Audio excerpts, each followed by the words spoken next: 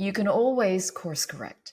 If you've ever felt stuck or paralyzed by indecision, afraid of making the wrong choice, this episode is for you. Hi, I'm Tessa Arcilia. In Choices and Chances, I use my own style of interviewing, honed through decades as an international news presenter and correspondent, to delve into a new topic each week and interview some of the most inspiring people in the world.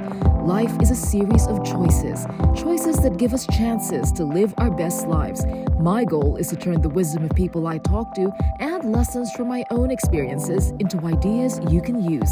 So if you'd like to be inspired by other stories, hit the subscribe button and join the community.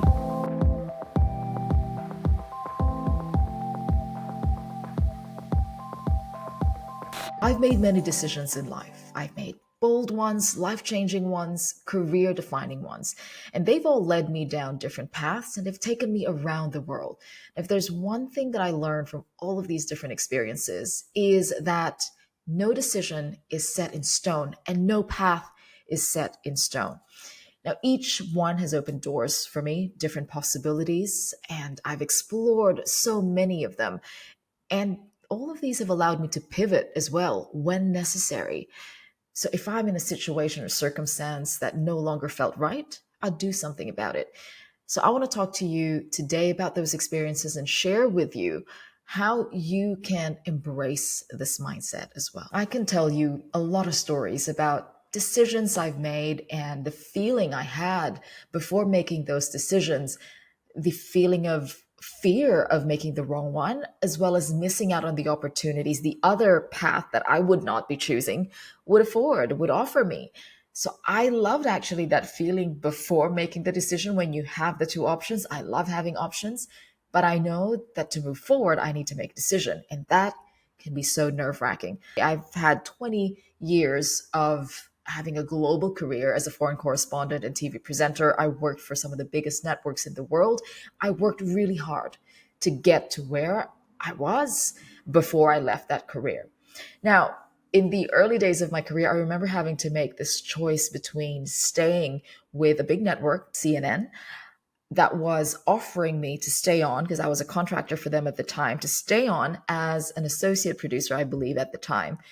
But at the same time, I was also offered a job by this local channel, the biggest terrestrial channel in Hong Kong, where I could be a producer, business reporter, presenter, and be given a chance to present some of the main bulletins, the main news bulletins. So I was thinking, okay, what am I going to do? I knew what I wanted to be in the future. I wanted to do reporting. I wanted to become a foreign correspondent. And I thought, if I went with the local channel, sure, it's not global, it's not international, but I would be practicing and honing the skills that I need to become good at foreign correspondent work or presenting work. So I decided to go with that because I thought that could become my practice ground. I could hone my skills. But at the same time, it wasn't easy because I also thought, well, there is huge benefit in staying within the CNN network, climbing the ladder, associate producer, producer. Then I thought there is no guarantee that I will get the opportunity to become a correspondent. And by the time I get there, yes, I will be practicing my producing skills, but maybe not honing my presenting skills as much on the way there. But also, I felt more connected with the role, with the job that the local channel was offering me. It wasn't an easy choice, really. I loved my CNN team. That's one of the hardest decisions to make because I really loved the people. I loved the team I worked with in Hong Kong at the time. So I went with the local channel. So that was one of the decisions I had to make, and no regrets. I feel like that was a stepping stone I needed at the time.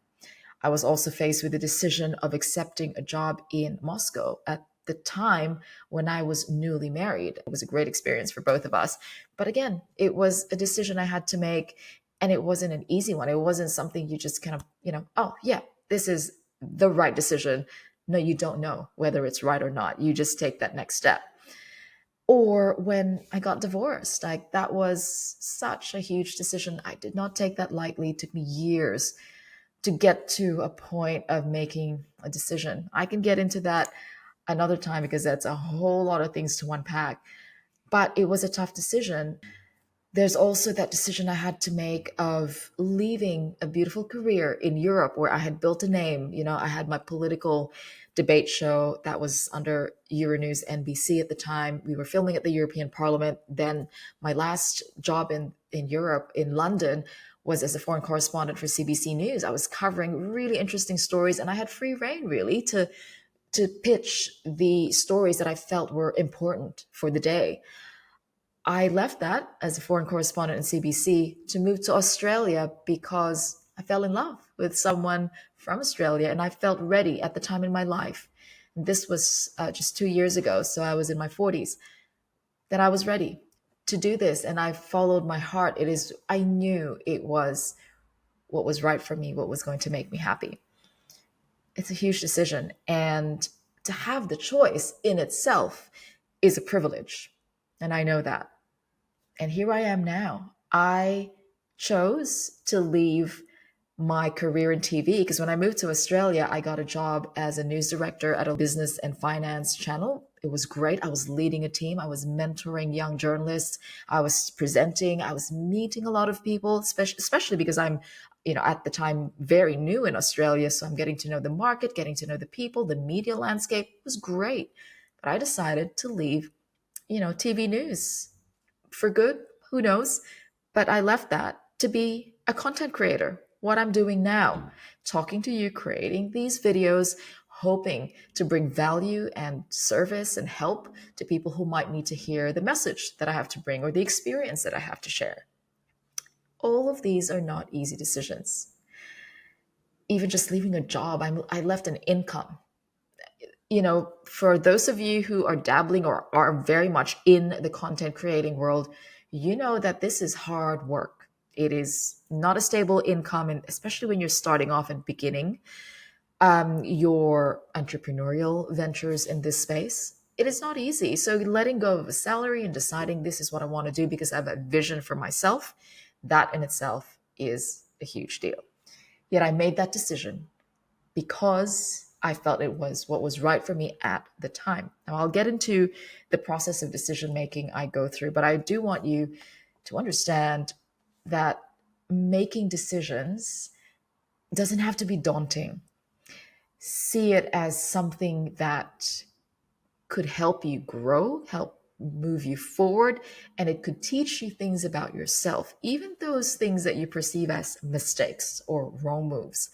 You can learn lessons from those. And again, no decision is ever final. You can always pivot. You can always course correct. Now, I want to talk about why owning your choice is the key to personal empowerment. Owning it.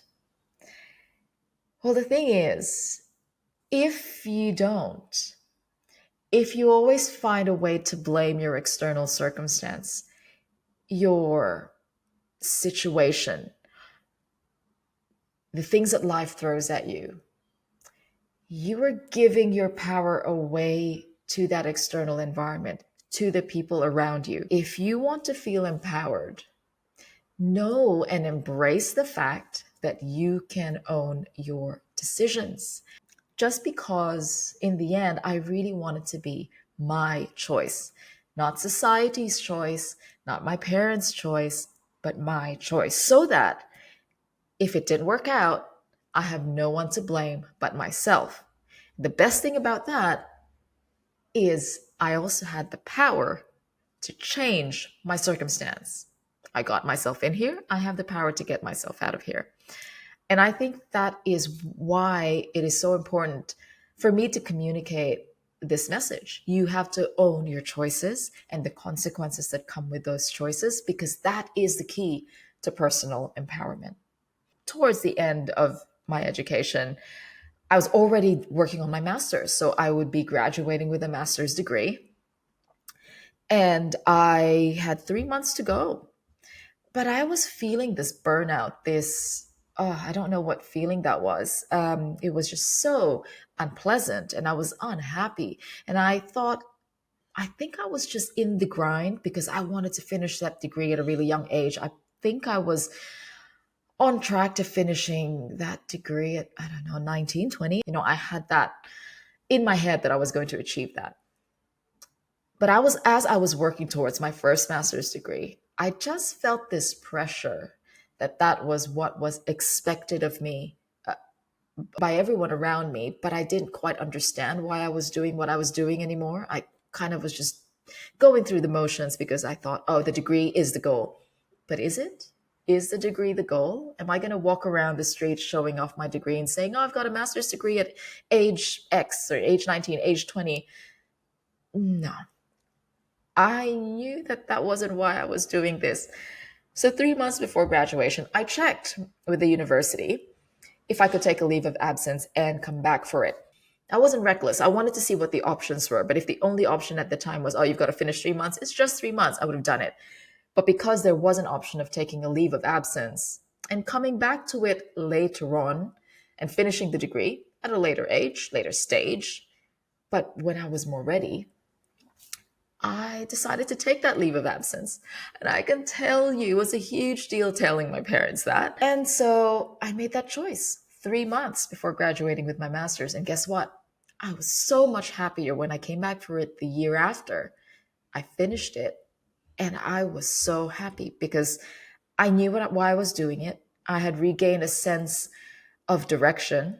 I owned my choices. And I knew that if the choice that I had made did not feel right, I can always change. But when I'm at a crossroads, I know that taking that first step is what I need. Take a step and course correct when needed down the road, but own every single one of those choices. Just touching briefly on why I decided to leave full time employment and pursue being a digital creator, a content creator full time, is because I am now, well, I'm turning 43 soon. I'll be 50 in 7 years. That's going to fly by. And I have a vision of myself at that age. I want to be financially free. I want to have the flexibility in my day to decide what I want to do on that day. I want to have the time to spend with the children, as much time as I possibly can, and with my partner. I want to be earning an income in an exponential way, not trading time for money. I've done that for 20 years and I loved my job. I loved my career.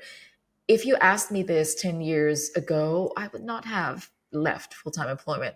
So there's a time for everything. That career for me, paid journalist employment, working for big networks, that was perfect for me in those 20 years. That was what I wanted. Now that I have a different vision of my life, children in the picture, and my life is completely changed, then my vision has changed. And therefore, the steps needed to get to that vision have also changed. I was commuting an hour each way to work. So I was drained, I was exhausted. My fitness has, really gotten off track. And that was tough. So here I am, and I made that decision very consciously, very intentionally, and looking at the pros and cons and making sure, as I said earlier, I am not reckless with my life. So I made sure that there were buffers in place, that I've got support, and that I've spoken to my family about this. And then I thought, okay, this is the best decision for me now. And look, when I talk about choices and decisions, I'm not just talking about these big life choices. I'm talking about decisions big and small, even the daily ones that we have to make, whether we work out or not, whether we choose whole healthy food over something processed, whether we decide to sleep early and have good rest, how we choose to communicate with our children, with our partner, how we choose to respond to a triggering event or a person that rubs us the wrong way. All of these are choices, they are decisions, and you are always one decision away from changing your life. Now, let's look at steps. These have helped me, and I hope they can help you too. First of all, when you think of decisions, separate your identity from the outcome.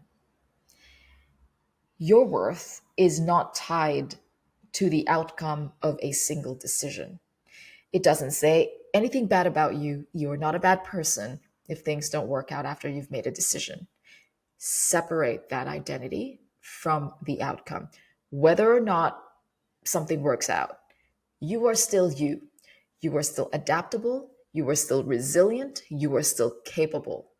No one and nothing is going to change that, especially if you think that of yourself and believe that and not let a bad outcome affect that. It is really powerful to know your worth and to know your strength and your power to change things.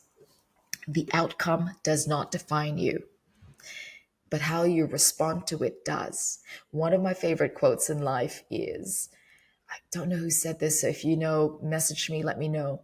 Life is 10% what happens to you and 90% how you react to it.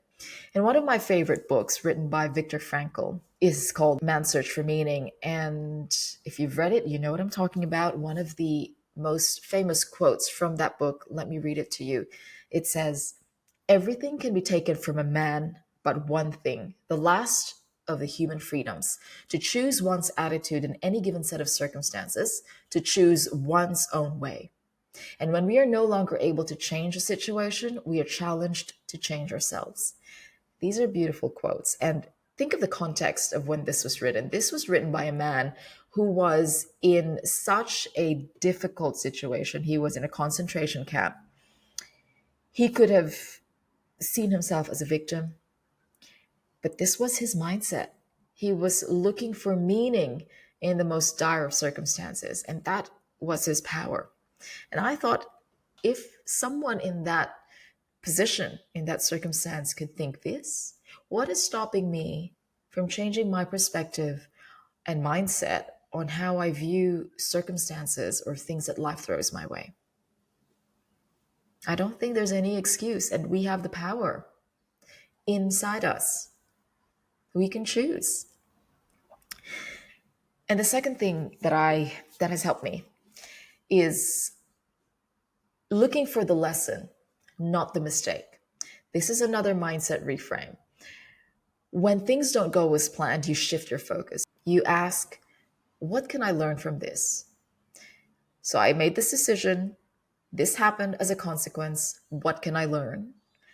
What can I take away from this so that I can make a different decision and move on from that? What can I learn from this? Shift your mind frame from seeing it as a mistake to seeing it as a growth opportunity. This simple shift will make everything, every decision, every path, every circumstance, everything you experience as a stepping stone to something good, to something greater, something better, rather than a stumbling block. Choose to see it as a stepping stone rather than a stumbling block. That is such a key shift. It could feel like such a small thing, but the impact of that is huge. Also, allow for flexibility. Did I always know when I made a decision that it was the right decision? Of course not. And being the overthinker that I am, I often dwell on things and think, oh, should I have done this? Should I have done that? And it's taken me years really to practice taking myself out of that loop. It is not helpful. It is not useful. I still go into it. I'm human. It happens. But I have tools now that help me get out of that. My partner is a huge help as well. He helps me snap out of that negative loop. Allow for flexibility. There are so many variables in every situation. You cannot simply know every single possibility out there before you make a step or make a decision. It reminds me of this part in a book, The Black Swan by Nassim Nicholas Taleb. I think it was from there. Correct me if I'm wrong, but I think it's from there. This scenario where you are at a fast food restaurant, fast food chain, you see 5 cashiers, and you choose the shortest line. So you go for the shortest line, which is the most logical decision to make given the available information. You look at what's there, shortest line, which means shortest time to get to the front to order. But what you don't know is that person right in front of you at that shortest line is going to order for 20 people. You could not have possibly known that. You just can't. But you take that step based on the available information. And as soon as you get more information, you can always change. And then you look for the next shortest line, or you move, or do you get the point? You cannot know everything before you make a decision. It's just not possible. So make that decision, take that first step, and that is already huge. Okay. Now, I have to say, taking that first step, it can be pretty hard. For example, I have been working out since high school. I loved working out. And a few years ago, I had a fitness account when I went through a health crisis and started getting my health back. And, it was a period of regaining my health. And so exercise has always been a part of my life. But then a few months ago, when I started working, it just, again, I fell off track. I just didn't have the time anymore to exercise. I felt tired.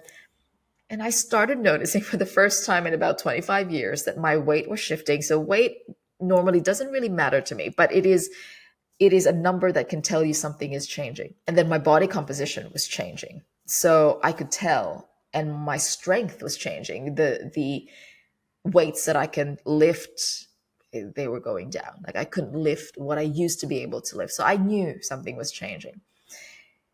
So then I had to take the first step of getting back on track. It was so hard. I could have gotten stuck in that position where, I'd work out one day, I'd feel sore, and I would not feel like my best or not really like what I see because it's one workout. And then I go, oh, but I need to have the perfect workout structure. I need to have the perfect nutrition, and come up with all sorts of excuses. I'm not going to get anywhere. I just have to keep doing it. Go through the motion. Keep doing it, even if you don't feel like it. And that is what sets successful people apart from the rest. You do it anyway. You're afraid, you're tired, you don't feel good, but you do it anyway because you know the benefits of exercise is going to be good for you. You know that this is going to get you back on track. And after consistently doing that for a few weeks, I wake up, I feel great, I like what I see, I'm strong, I'm lifting heavier than I did. And it all started with that first step. That first step that was so hard to take, and I had to take it several times. So I'd take a step and then fall off again, take a step, until I finally actually took a step that I followed through consistently. That's it. You take that first step and allow for flexibility. It's not always going to work out perfectly. Something is better than doing nothing. So that little bit of progress is better than aiming for perfection, because you could aim for perfection and never actually get to do anything. You know this. I know this happens in our lives. And I know we all have that tendency. We're all human. Try to find ways to get yourself out of that cycle. Flexibility means giving yourself permission to change course if needed. Last but not the least, trust your gut, trust your intuition, follow your heart, however you want to call it. You can rationalize, I can rationalize every single decision and come up with a list of pros and cons. And in fact, there are some decisions that can have measures of success that can convince me that that was the right decision, even if it wasn't. Like maybe promotions, salary increases, outwardly success. Those measures of the milestones that people see. 5 degrees by age 25, this position by age 30, all these external validation elements, which, sure, if you want to do it, go ahead. That's great. That's amazing if it aligns with what you want. But if it's something like that doesn't align with you, then what's the point? So remember I told you when I left that career and decided to follow my heart because I fell in love. Someone else could have said, no, actually, I really want this career. It's an amazing career, and there's no guarantee whether that relationship will work or not. But this one, the trajectory is more guaranteed, and I'm going to be really happy once I reach the top of that ladder, become chief correspondent of this network.